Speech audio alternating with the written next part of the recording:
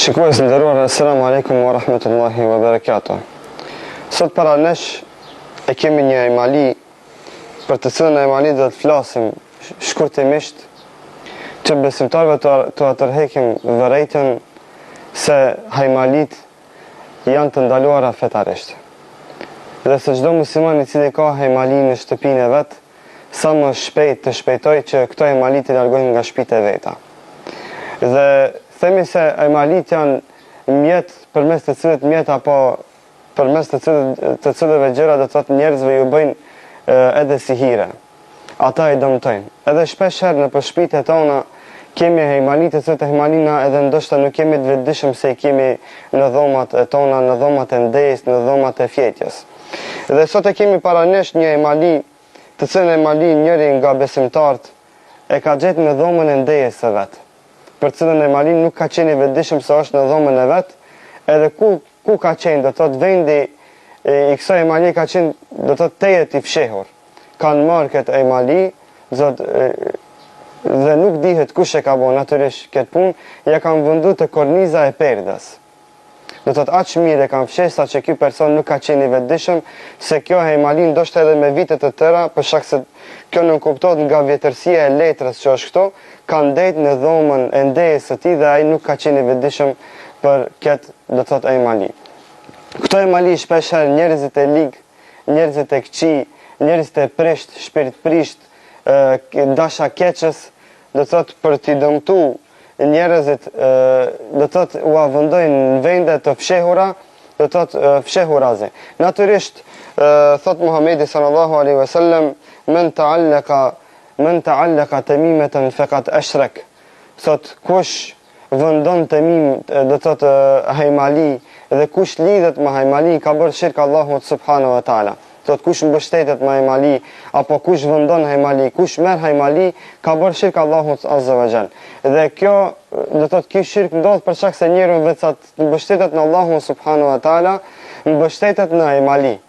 Qoftë për ta shtin ndonjë të keqe për ta largu apo për të arritur ndonjë e mirë. Këtë po e them kur personi vetë me vetdinë e vet shkon te njerëzit e këqij, që ndoshta shpesh herë dhe gabim në i thrasim ata hafëzdar dhe hoxhallar. Dhe themi mesazhi sa ata të cilët lidhin, shkruajnë hajmali, nuk janë as hafëzdar as hoxhallar. Dhe se nuk lejohet që ata njerëz të këqij i thirr hoxhallar dhe hafëzdar. Për shkak se hoxha hafëzi nuk shkruan hajmali. Hoxha hafëzi nuk e bën këtë keqe. Dhe se nga hajmalia nuk ka as keq, as mirë. Dhe se do të thotë qëllimi nuk vjen dhe se e mira dhe e keqja vjen vetëm prej Allahut subhanahu wa taala. Për së fundi themi se këto hajmali në shumicën e rasteve do të thotë janë të pakuptimta, të paqarta. Shkruan domethënë gjona të cilat do të thotë shkruan me shkrimin e gjuhëve të exhineve, që do të thotë edhe shpesh herë kemi probleme edhe për t'i deshifruar ata. Kështu kemi një shembull, një nek të një shkrimi do të exhineve që do të thotë është i paqartë, i pakuptimt. Ka në brendin e saj disa shkronja arabe, ka do të thotë edhe disa vija të cilët do të thotë janë paqarta, të pakuptimta.